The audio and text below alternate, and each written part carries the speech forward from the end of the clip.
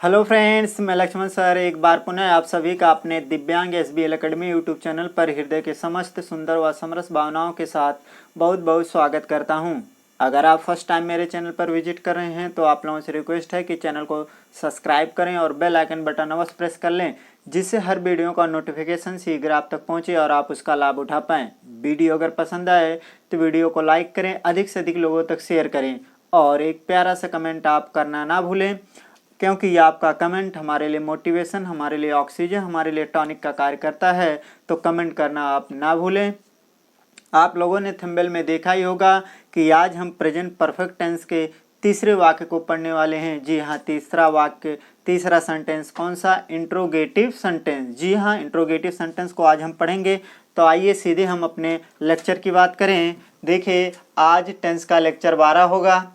इसके अंतर्गत हमने आपको हेडिंग डाला प्रेजेंट परफेक्ट टेंस, जिसकी हिंदी होती है वर्तमान पूर्णकाल। इसके अंतर्गत आज हम प्रेजेंट परफेक्ट टेंस का तीसरा वाक्य कौन पढ़ने वाले हैं? इंट्रोगेटिव सेंटेंस, जिसकी हिंदी क्या होती है? प्रश्नवाचक वाक्य। जी हाँ, हम कैसे किसी हिंदी वाक्य को मानेंगे, जानेंगे कि वास्तव में जो हिंदी वाक्य दिया गया है यह हिंदी वाक्य प्रेजेंट परफेक्ट टेंस का इंट्रोगेटिव सेंटेंस है, प्रश्नवाचक वाक्य है। इसके लिए हमारे पास पहचान का ज्ञान, पहचान की समझ होनी चाहिए ना, क्योंकि पहचान से ही हमें विदित होगा कि कोई भी हिंदी वाक्य किस टेंस का कौन सा वाक्य है ना, निगेटिव है या सिंपल है या इंट्रोगेटिव है या इंट्रोगेटिव प्लस निगेटिव। पहचान से ही हमें पता चलता है ना। तो आइए सीधे हम पहचान पर चलते हैं। देखिए, हमने हेडिंग डाला है पहचान, जिसकी अंग्रेजी होती है सिम्पटम। इसके अंतर्गत हमने आपको लिखाया है जिस हिंदी वाक्य के पहले या बीच में क्या, क्यों, कैसे, कहाँ, कब आदि प्रश्नवाचक शब्द आया हो। आदि प्रश्नवाचक यहाँ केवल होगा, ठीक। आदि प्रश्नवाचक शब्द आया हो और क्रिया के अंत में चुका है, चुकी हैं, चुके हैं, लिया है, दिया है, किया है या आइए प्लस है आदि शब्द आता है, तो हम जान जाते हैं कि यह वाक्य प्रेजेंट परफेक्ट टेंस का प्रश्नवाचक वाक्य है। जी हाँ, क्या हमने आपको लिखाया जिस हिंदी वाक्य के पहले या बीच में क्या, क्यों, कैसे, कहाँ, कब आदि प्रश्नवाचक शब्द आया हो तथा या और क्रिया के अंत में चुका है, चुकी हैं, चुके हैं, लिया है, दिया है, किया है या आइए प्लस है आदि शब्द आते हैं, तो हमें विदित होता है, हम जान जाते हैं कि यह वाक्य प्रेजेंट परफेक्ट टेंस का प्रश्नवाचक वाक्य है, इंट्रोगेटिव सेंटेंस। जी, क्या हिंदी वाक्य के पहले या बीच में प्रश्नवाचक शब्द आपका होना चाहिए। प्रश्नवाचक शब्द कौन होंगे? क्या, क्यों, कैसे, कहाँ, कब ना, ये होंगे। इसके बाद क्रिया के अंत में क्या, चुका है, चुकी हैं, लिया है, दिया है, किया है या आ सकता है, आ सकता है, आ का मात्रा आ सकता, उसके साथ है होना चाहिए। या देखिए, ई आ सकती है या ई की मात्रा उसके साथ है होना चाहिए। ए आ सकता है या ए का मात्रा उसके साथ है होना चाहिए ना। आदि शब्द आएंगे तो हम जान जाएंगे कि जो भी हिंदी वाक्य दिया गया है वह हिंदी वाक्य क्या होगा? प्रेजेंट परफेक्ट टेंस का कौन सा वाक्य होगा? प्रश्नवाचक वाक्य होगा, इंट्रोगेटिव सेंटेंस होगा। तो आशा करते हैं पहचान को आप समझ पाए होंगे। आइए हम अब आगे चलें। देखें, नेक्स्ट हेडिंग हमने आपको डाला है मुखबिंद। मुखबिंद का पहला पॉइंट क्या कहता है? यही कहता है यदि हिंदी वाक्य का कर्ता एक वचन कर्ता कौन हो सकते हैं? ही, सी, इट, दिस, दैट और नेम। नेम मीन्स नाम, कोई भी नाम हो तो है सहायक क्रिया का प्रयोग करते हैं। जी हाँ, जब हम ट्रांसलेट करेंगे, अनुवाद बनाएंगे तो हमें सहायक क्रिया की जरूरत पड़ेगी। तो मुखबिंद यही कहता है, मुखबिंद का पहला पॉइंट यही बता रहा है, हमें यही समझा रहा है कि यदि हिंदी वाक्य का कर्ता हमें एक वचन मिल जाए, एक वचन कर्ता कौन? ही, सी, इट, दिस, दैट, नेम, नाम में से कोई एक हमें मिलेगा, तो इनके साथ हमें किस हेल्पिंग वर्ब का प्रयोग करना होगा? किस सहायक क्रिया का? हैज सहायक क्रिया का प्रयोग करना होगा। आइए आगे चलें। देखिए, नेक्स्ट मुखबिंद का दूसरा पॉइंट कहता है यदि हिंदी वाक्य का कर्ता बहुवचन कर्ता जैसे I, you, we, they, this, those हो तो हैव सहायक क्रिया का प्रयोग करते हैं। जी हाँ, जब हम ट्रांसलेट करेंगे, जब हम अनुवाद बनाएंगे, तो अगर हमें हिंदी वाक्य का कर्ता बहुवचन मिल जाएगा। बहुवचन कर्ता कौन हो सकते हैं? I, you, we, they, this, those में से कोई एक हो सकता ना। तो इनके साथ हमें हैव सहायक क्रिया का प्रयोग करना होगा। जी हाँ, अगर एक वचन कर्ता तो हमें हैज सहायक क्रिया, हैज हेल्पिंग वर्ब का प्रयोग करना होगा। अगर हमें बहुवचन का कर्ता मिलेगा तो हम उसके साथ किस हेल्पिंग वर्ब का प्रयोग करेंगे, किस सहायक क्रिया का प्रयोग करेंगे, हैव सहायक क्रिया का प्रयोग करना होगा। जी हाँ, तो आइए अब आगे चलें। देखिए नेक्स्ट हेडिंग हमने आपको डला है नियमे। नियमे हमने बताया था हम चाहे इंट्रोगेटिव सेंटेंस पढ़ें किसी भी टेंस का या इंट्रोगेटिव प्लस निगेटिव पढ़ें, उसके लिए हम नियम ए और नियम बी पढ़ेंगे। क्यों? क्योंकि प्रश्नवाचक शब्द जो होता है वाक्य के पहले भी आता, वाक्य के बीच में आता, तो दोनों के लिए नियम ए नियम बी हो जाता। नियम ए वहाँ लागू करते हैं जहाँ पर प्रश्नवाचक शब्द हिंदी वाक्य के पहले आया हो ना, और नियम बी वहाँ पर हम लागू करते हैं जहाँ पर प्रश्नवाचक शब्द वाक्य के बीच में आया हो। तो नियम ए का देखिए पहला पॉइंट क्या कहता है, यदि प्रश्नवाचक शब्द वाक्य के पहले आया हो तो सबसे पहले कर्ता के अनुसार सहायक क्रिया को लिखते। जी हाँ, यदि प्रश्नवाचक शब्द वाक्य के पहले आया होगा, हिंदी वाक्य के पहले अगर आया होगा तो सबसे पहले हम कर्ता के अनुसार यानी देखेंगे कि कर्ता एक वचन की कर्ता बहुवचन, उसी के अनुसार हम सहायक क्रिया का प्रयोग करेंगे, हेल्पिंग वर्ब का प्रयोग करेंगे, हैज या हैव का ना।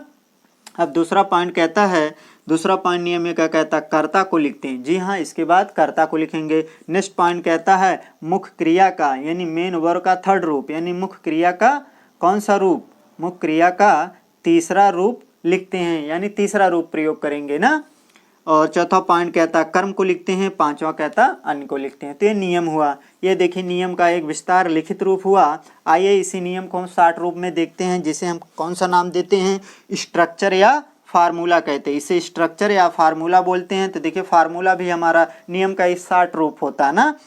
देखिए फार्मूला भी हमारा ये कहता है सबसे पहले क्या लिखेंगे, हेल्पिंग वर्ब को यानी सहायक क्रिया का प्रयोग करेंगे। लेकिन सहायक क्रिया हैज हैव का प्रयोग किसके अनुसार करेंगे, सब्जेक्ट के अनुसार, कर्ता के अनुसार। इसके बाद सब्जेक्ट यानी कर्ता को लिखेंगे, इसके बाद मुख्य क्रिया का तीसरा रूप, इसके बाद ऑब्जेक्ट यानी कर्म को लिखेंगे, इसके बाद अदर को लिखेंगे, अन्य को लिखेंगे।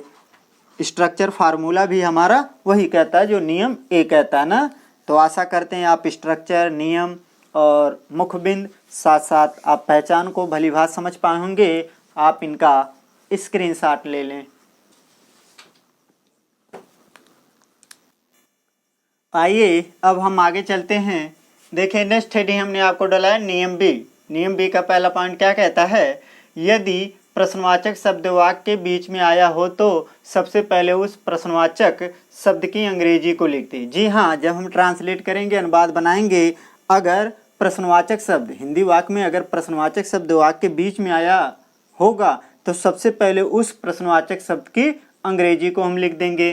ठीक। दूसरा पॉइंट क्या कहता है, दूसरा पॉइंट कहता है कर्ता के अनुसार सहायक क्रिया को लिखते। जी हम देखेंगे कि कर्ता एक वचन की कर्ता बहुवचन, उसी के अनुसार हम सहायक क्रिया हेल्पिंग वर्ब का प्रयोग करेंगे, हैज या हैव का। अब देखिए तीसरा पॉइंट कहता है कर्ता को लिखते हैं, और चौथा कहता है मुख्य क्रिया का तीसरा रूप लिखते हैं, यानी मेन वर्ब मुख्य क्रिया का कौन सा रूप प्रयोग करेंगे, तीसरा रूप यानी थर्ड रूप। ठीक। अब पांचवा कहता कर्म को लिखते हैं, और छठा कहता अन्य को लिखते हैं। कर्म के बाद अगर कोई शब्द बचता तो वह क्या हो जाता, अदर हो जाता, अन्य हो जाता, तब उसे लिखते हैं। ये नियम बी हुआ हमारा। आइए नियम बी का भी हम स्ट्रक्चर फार्मूला देख लें। देखिए स्ट्रक्चर फार्मूला भी कहता है सबसे पहले WH को लिखते हैं। WH यानी जितने भी प्रश्नवाचक शब्द होते हैं वह क्या WH से ही शुरू होते हैं, चाहे वाट हो, चाहे वाई हो, चाहे वेयर हो, चाहे व्हेन हो, चाहे विच हो ना, सब क्या होते हैं, चाहे व्हेन हो, सभी लोग क्या WH से ही शुरू होते हैं। तो सबसे पहले क्या करेंगे, प्रश्नवाचक शब्द की अंग्रेजी को लिखेंगे यानी WH को लिखेंगे। इसके बाद हेल्पिंग वर्ब यानी सहायक क्रिया का प्रयोग करेंगे, वो भी कर्ता के अनुसार। इसके बाद सब्जेक्ट को लिखेंगे, इसके बाद मेन वर्ब के थर्ड रूप को लिखेंगे, इसके बाद ऑब्जेक्ट यानी कर्म को लिखेंगे, इसके बाद अदर को लिखेंगे। वही नियम बी और स्ट्रक्चर फार्मूला वही कहता है ना। देखिए हमने नियम देखा, पहचान देखा, मुखबिंद देखा। अब बात आती है अनुवाद बनाने की, ट्रांसलेट करने की। तो आइए सीधे हम अब एग्जाम्पल पर आपको ले चलते हैं। देखिए हमने एग्जाम्पल हेडिंग डलाया है, और इसके अंतर्गत पहला एग्जाम्पल क्या है, क्या अमिता ने स्लेट तोड़ दी है।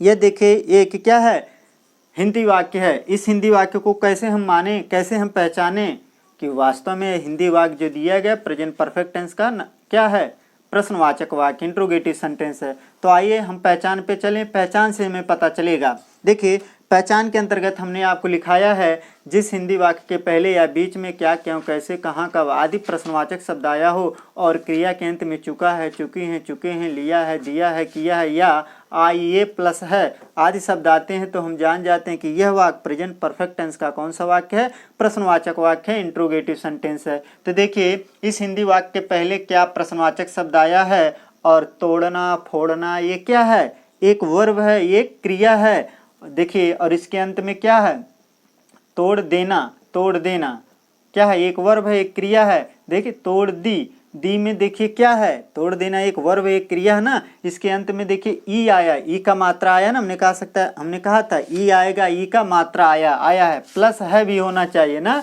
देखिए ई आए या उसका मात्रा आए, चाहे ए आए या उसका मात्रा आए, चाहे आ आए या उसका मात्रा आए, उनके साथ है होना चाहिए। देखिए है भी है। और सबसे बड़ी पहचान वाक्य के अंत में प्रश्नवाचक शब्द है तो इससे हमें विदित हुआ, प्रश्नवाचक शब्द नहीं प्रश्नवाचक चिन्ह भी है, तो इससे हमें पता चला, हमें विदित हुआ कि यह जो हिंदी वाक्य दिया गया हिंदी वाक्य वास्तव में प्रेजेंट परफेक्ट टेंस का इंट्रोगेटिव सेंटेंस है, प्रश्नवाचक वाक्य है। आइए अब इसका हम ट्रांसलेट करें। ट्रांसलेट करने के लिए नियम पर जाएंगे, देखेंगे यहाँ पर नियम ए लागू होगा कि नियम बी। देखिए यहाँ पर नियम ए लागू होगा, क्यों, क्योंकि प्रश्नवाचक शब्द वाक्य के पहले है ना, जब प्रश्नवाचक शब्द वाक्य के पहले होता तो नियम ए लागू होता। चलिए नियम ए को फॉलो करते हुए हम इसका ट्रांसलेट करें, अनुवाद बनाएं। तो नियम ए का पहला पॉइंट क्या कहता है, यही कहता है यदि प्रश्नवाचक शब्द वाक्य के पहले आया हो तो सबसे पहले कर्ता के अनुसार सहायक क्रिया का प्रयोग करेंगे। अब देखेंगे कर्ता एक वचन या कर्ता बहुवचन। कर्ता यहाँ कौन है, अमिता, अमिता कर्ता है। अब अमिता एक वचन करता है कि बहुवचन करता, एक वचन करता, क्योंकि अमिता एक नाम है। हमने आपको मुखबिंद के पहले पॉइंट में ही लिखाया है यदि हिंदी वाक्य का कर्ता एक वचन, कोष्टक में हमने लिखा दिया है एक वचन कर्ता कौन कौन हो सकते हैं, ही, सी, इट, दिस, दैट और नेम यानी नाम, कोई भी नाम हो, चाहे स्त्रीलिंग हो चाहे पुल्लिंग हो, किसी का भी नाम हो ना, चाहे जानवर का नाम हो ना, वह क्या होते हैं, एक वचन कर्ता माने जाते हैं ना। तो उनके साथ किस सहायक क्रिया का प्रयोग, हैज सहायक क्रिया का प्रयोग करते हैं। तो हम यहाँ क्या लिख देंगे, हैज को लिख देंगे। तो हमने हैज को लिख दिया, ठीक। नेक्स्ट पॉइंट क्या कहता है, नियम ए का दूसरा पॉइंट क्या कहता है, यही कहता है कि कर्ता को लिखते हैं। कर्ता कौन है, अमिता, तो अमिता की अंग्रेजी आप लिख दो, तो हमने अमिता लिख दिया, ठीक। तीसरा पॉइंट नियम ए का क्या कहता है, मेन वर्ब का थर्ड रूप लिखते हैं, मुख्य क्रिया का तीसरा रूप। मुख्य क्रिया क्या, तोड़ना, तोड़ना की अंग्रेजी क्या आती है, ब्रोक, लेकिन थर्ड रूप हमें लिखना तो क्या हो जाएगा, ब्रोकन, ई एन लगा देंगे, तो ब्रोकन हमारा थर्ड रूप हो जाएगा मुख्य क्रिया का ना। नेक्स्ट पॉइंट क्या कहता है, स्लेट, स्लेट को आप तोड़ेंगे तो आपका कर्म हो जाएगा। नेक्स्ट पॉइंट यही कहता है, चौथा पॉइंट यही कहता है नियम ए का कि कर्म को लिखते हैं, कर्म क्या हो जाएगा, स्लेट जब आप तोड़ेंगे वह आपका कर्म हो जाएगा, ब्रोकन द स्लेट या स्लेट कर ब्रोकन स्लेट, ब्रोकन स्लेट प्रश्नवाचक चिन्ह। क्या हुआ हमारा पूरा translate, has Amita broken slate. आइए आगे चलें। देखिए दूसरा एग्जाम्पल दिया है, क्या उसने मेरा बटुआ चुरा लिया है, क्या उसने मेरा बटुआ चुरा लिया। यह देखिए एक हिंदी वाक्य दिया गया, इस हिंदी वाक्य का पहचान आइए हम थोड़ा देख लेते हैं डिटेल में। देखिए पहचान के अंतर्गत हमने आपको लिखाया है जिस हिंदी वाक्य के पहले या बीच में क्या, क्यों, कैसे, कहाँ, कब आदि प्रश्नवाचक शब्द आया हो और क्रिया के अंत में चुका है, चुकी हैं, चुके हैं, लिया है, दिया है, किया है आदि शब्द आते हैं तो हम जान जाते हैं कि यह वाक्य प्रेजेंट परफेक्ट टेंस का प्रश्नवाचक वाक्य इंट्रोगेटिव सेंटेंस है। देखिए इस हिंदी वाक्य के पहले क्या प्रश्नवाचक शब्द आया है और चुरा लेना, चुरा लेना ये क्या, एक वर्ब है, एक क्रिया है। और इसके अंत में देखिए लिया है शब्द आया है और प्रश्नवाचक शब्द भी वाक्य के अंत में है, प्रश्नवाचक चिन्ह भी वाक्य के अंत में। जिससे हमें विदित हुआ, हमें पता चला कि यह भी हिंदी वाक्य जो दिया गया यह प्रेजेंट परफेक्ट टेंस का प्रश्नवाचक वाक्य है, इंट्रोगेटिव सेंटेंस है। आइए इसका भी अनुवाद करें। देखिए इनका भी ट्रांसलेट करने के लिए हम नियम पर जाएंगे। तो यहाँ पर देखेंगे नियम ए लागू होगा कि नियम बी। यहाँ पर भी नियम ए लागू होगा, क्योंकि प्रश्नवाचक शब्द जो है क्या, ये वाक्य के पहले है ना, तो वाक्य के पहले आया है प्रश्नवाचक शब्द, तो नियम ए को फॉलो करते हुए हम ट्रांसलेट बनाएंगे।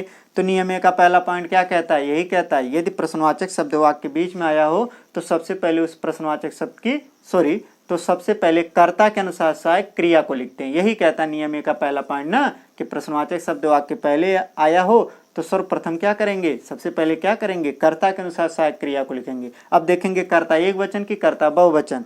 अब कर्ता यहाँ कौन है, उसने की अंग्रेजी क्या होती है, ही। अब ही बताइए एक वचन की बहुवचन, एक वचन।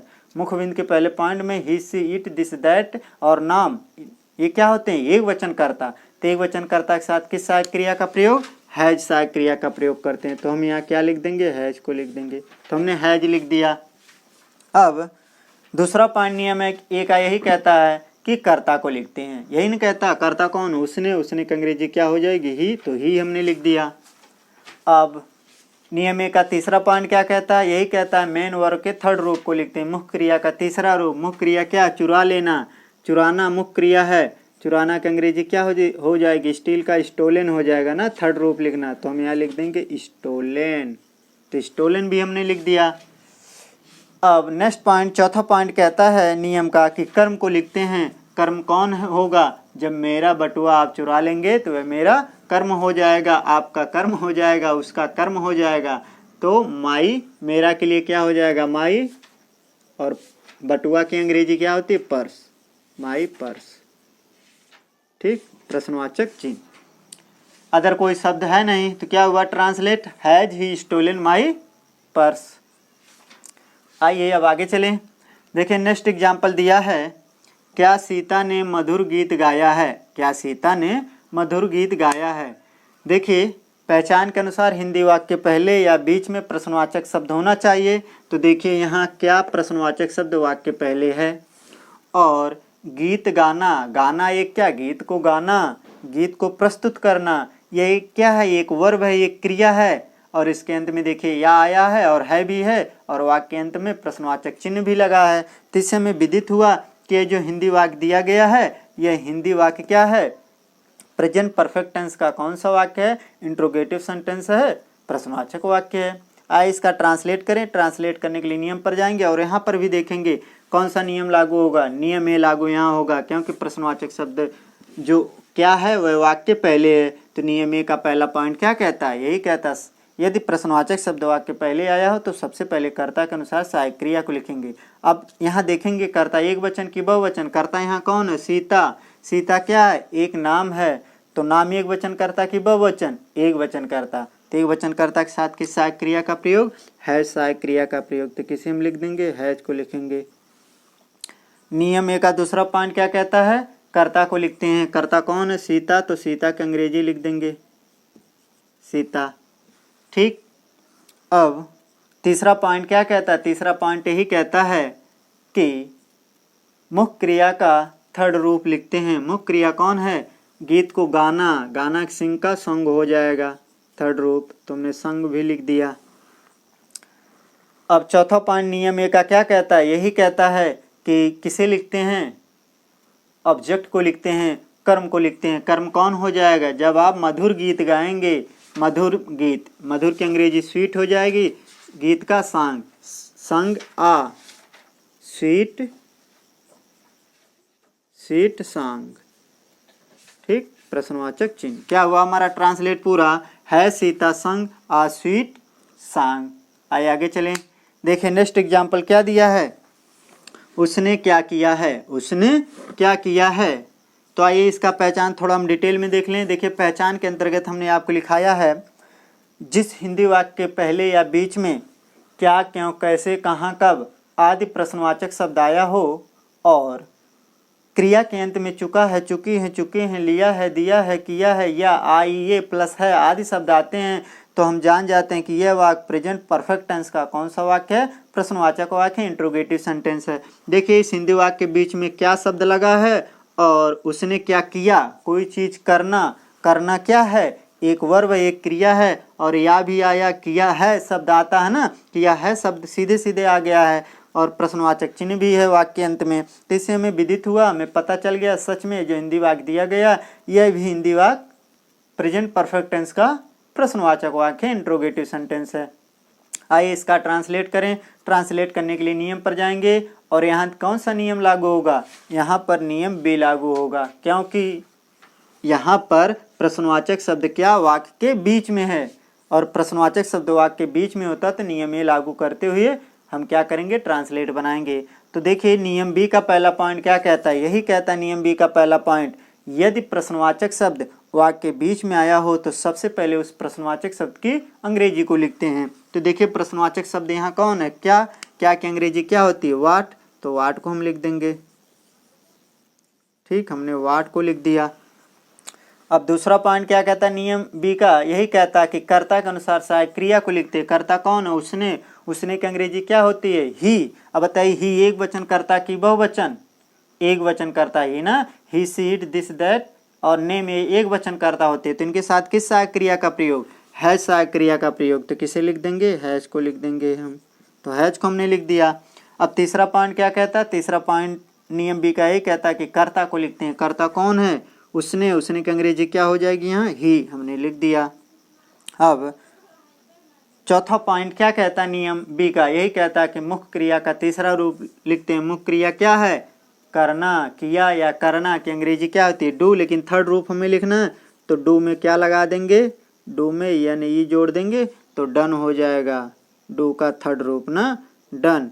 इसके बाद प्रश्नवाचक चिन्ह, क्योंकि कर्म सब यही इसी में अप्रत्यक्ष छिपा हुआ कर्म, कुछ ना कुछ आप करेंगे, जो करेंगे कोई भी कार्य करेंगे वह आपका कर्म हो जाएगा। तो क्या हमारा translate, what has he done. आइए आगे चलें। देखिए नेक्स्ट एग्जाम्पल दिया है, लड़के आज स्कूल क्यों गए हैं। यह भी एक पांचवा तो क्या है, एक हिंदी वाक्य है। चलिए इसका देख लेते हैं, यह हिंदी वाक्य वास्तव में प्रेजेंट परफेक्ट टेंस का प्रश्नवाचक वाक्य है या नहीं। देखिए पहचान के अंतर्गत हमने आपको ये लिखा है, यदि हिंदी वाक्य क्या, यदि हिंदी वाक्य के बीच में जिस हिंदी वाक्य के पहले या बीच में क्या, क्यों, कैसे, कहाँ, कब आदि प्रश्नवाचक शब्द आया हो और क्रिया के अंत में चुका है, चुकी हैं, चुके हैं, लिया है, दिया है, किया है या आइए प्लस है आदि शब्द आते हैं तो हम जान जाते हैं कि यह वाक्य प्रेजेंट परफेक्ट टेंस का प्रश्नवाचक वाक्य है, इंट्रोगेटिव सेंटेंस है। जी हाँ, तो देखिए इस हिंदी वाक्य के बीच में क्यों प्रश्नवाचक शब्द है और गए हैं, और वाक्य देखिए गए, गए हैं ये क्या है, एक वर्ब है, एक क्रिया है, एक मुख्य क्रिया, और इसके अंत में देखिए ए का मात्रा आया और है भी है और प्रश्नवाचक शब्द भी है ना, प्रश्नवाचक चिन्ह भी वाक्य अंत में लगा ना। देखिए जाना मुख्य क्रिया है और ए का मात्रा भी आया है और है प्रश्नवाचक चिन्ह भी है। तो इससे हमें पता चला कि वास्तव में यह भी हिंदी वाक्य प्रेजेंट परफेक्ट टेंस का प्रश्नवाचक वाक्य है। आइए इसका भी अनुवाद कर डालें। अनुवाद करने के लिए हम नियम पर जाएंगे और यहाँ पर भी नियम ए लागू होगा कि नियम बी, यहाँ पर भी नियम बी लागू होगा। क्यों, क्योंकि प्रश्नवाचक शब्द जो क्यों है वाक्य के बीच में आया है ना। तो आइए नियम बी का पहला पॉइंट क्या कहता है, यही कहता है यदि प्रश्नवाचक शब्द वाक्य के बीच में आया तो सबसे पहले उस प्रश्नवाचक शब्द की अंग्रेजी को लिखेंगे। तो प्रश्नवाचक शब्द क्यों की अंग्रेजी क्या होगी, वाई, तो हमने वाई को लिख दिया। ठीक, नेक्स्ट पॉइंट, दूसरा पॉइंट नियम बी का क्या कहता है, कर्ता के अनुसार सहायक क्रिया को लिखते हैं। कर्ता कौन है, लड़के, लड़के एक वचन की बहुवचन, देखिए लड़का होता तो एक वचन, यहाँ लड़के है, लड़के यानी द बॉयज ना, बहुवचन कर्ता। तो बहुवचन कर्ता के साथ किस सहायक क्रिया का प्रयोग करते हैं, किस सहायक क्रिया का प्रयोग बताइए, हैव सहायक क्रिया का प्रयोग। तो क्या लिख देंगे, हैव सहायक क्रिया का प्रयोग ना। नेक्स्ट पॉइंट क्या कहता है नियम बी का तीसरा पॉइंट, कर्ता को लिखते हैं। कर्ता कौन है, लड़के, तो क्या हो जाएगा, द बॉयज,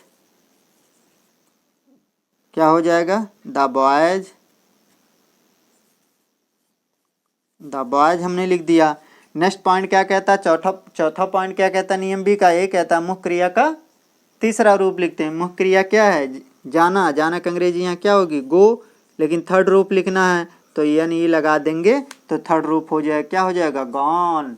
नेक्स्ट पॉइंट क्या कहता है कि कर्म को लिखते हैं नियम बी का, यही ना पांचवा पॉइंट यही कहता है नियम बी का कि कर्म को लिखते हैं। कर्म क्या हो जाएगा, जब आप स्कूल जाएंगे, स्कूल आपका कर्म है तो जाने के लिए टू का प्रयोग, तो टू हमने लिख दिया, यहाँ लिख देंगे स्कूल, ये आपका कर्म हो गया। अब नेक्स्ट पॉइंट क्या कहता है, छठा पॉइंट क्या कहता है, अदर को लिखते हैं, अन्य को लिखते हैं। अन्य कौन है, आज। आज की अंग्रेजी यहाँ आप लिख दीजिए। आज की अंग्रेजी क्या होती है, टुडे। तो हमने टुडे लिख दिया, प्रश्नवाचक चिन्ह। क्या हुआ हमारा translate, why have the boys gone to school today. आइए आगे चले। देखिए छठा एग्जाम्पल दिया है, तुमने क्या उसे गाली दी है। देखिए पहचान के अनुसार हिंदी वाक्य के पहले या बीच में प्रश्नवाचक शब्द होना चाहिए।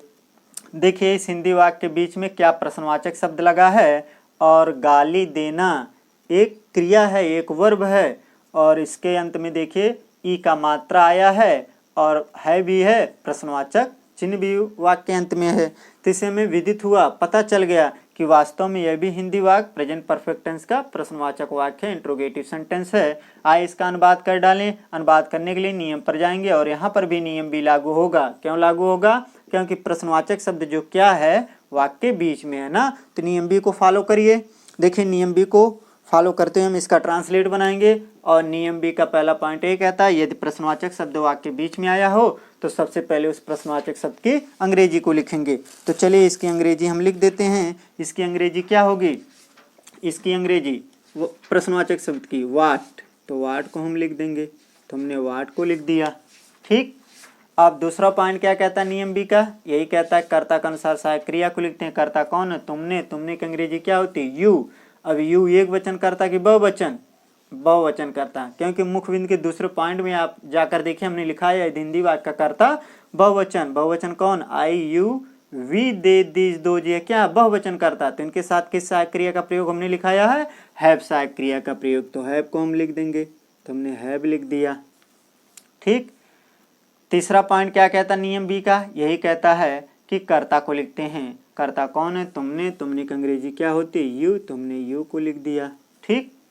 अब नेक्स्ट पॉइंट, चौथा पॉइंट नियम बी का क्या कहता है, यही कहता है कि मुख्य क्रिया का तीसरा रूप लिखते हैं। मुख्य क्रिया कौन है, गाली देना। गाली देना की अंग्रेजी क्या होती है, एब्यूज। एब्यूज, एब्यूज, इसमें ईडी लगा देंगे तो एब्यूज, एब्यूज्ड हो जाएगा, ये थर्ड रूप हो जाएगा। नेक्स्ट पॉइंट क्या कहता है नियम बी का पांचवा, यही कहता है कर्म को लिखेंगे। कर्म क्या हो जाएगा, उसे। उसे, उसे की अंग्रेजी यहाँ क्या हो जाएगी, हिम, ठीक, प्रश्नवाचक चिन्ह। क्या हुआ, what have you abused him. आइए आगे चलें। देखिए सातवां एग्जाम्पल दिया, पिताजी ने हमें कब बुलाया है। देखिए यह भी एक क्या हिंदी वाक्य दिया गया है। आइए इसका भी पहचान हम थोड़ा डिटेल में देख लें। देखिए हमने पहचान के अंतर्गत आपको लिखा है, जिस हिंदी वाक्य के पहले या बीच में क्या, क्यों, कैसे, कहाँ, कब आदि प्रश्नवाचक शब्द आया हो, और क्रिया के अंत में चुका है, चुकी है, चुके हैं, लिया है, दिया है, किया है, या आइए प्लस है आदि शब्द आते हैं, तो हम जान जाते हैं कि यह वाक्य प्रेजेंट परफेक्ट टेंस का प्रश्नवाचक वाक्य है, इंट्रोगेटिव सेंटेंस है। तो देखिए इस हिंदी वाक्य के बीच में कब क्या है, प्रश्नवाचक शब्द।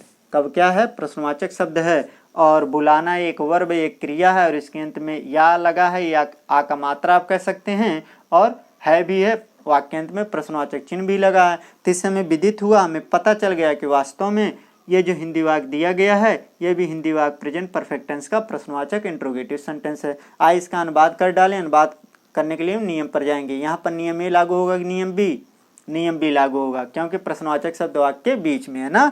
तो नियम बी का पहला पॉइंट आप जानते हैं क्या कहता है, यही कहता है यदि प्रश्नवाचक शब्द वाक्य के बीच में आया तो सबसे पहले उस प्रश्नवाचक शब्द की अंग्रेजी को लिखेंगे। तो कब की अंग्रेजी क्या होगी, व्हेन। तो व्हेन हमने लिख दिया, ठीक। इसके बाद नेक्स्ट पॉइंट क्या कहता है, नियम बी का यही कहता है कि कर्ता के अनुसार सहायक क्रिया को लिखेंगे। कर्ता कौन है, पिताजी। पिताजी मतलब एक वचन, ठीक। तो एक वचन कर्ता के साथ किस सहायक क्रिया का प्रयोग है, सहायक क्रिया का प्रयोग, तो हैज हमने लिख दिया। नेक्स्ट पॉइंट क्या कहता है नियम बी का, यही कहता है किसे लिखते हैं, कर्ता को लिखते हैं। कर्ता कौन है, फादर। तो क्या हो जाएगा, व्हेन हैज फादर,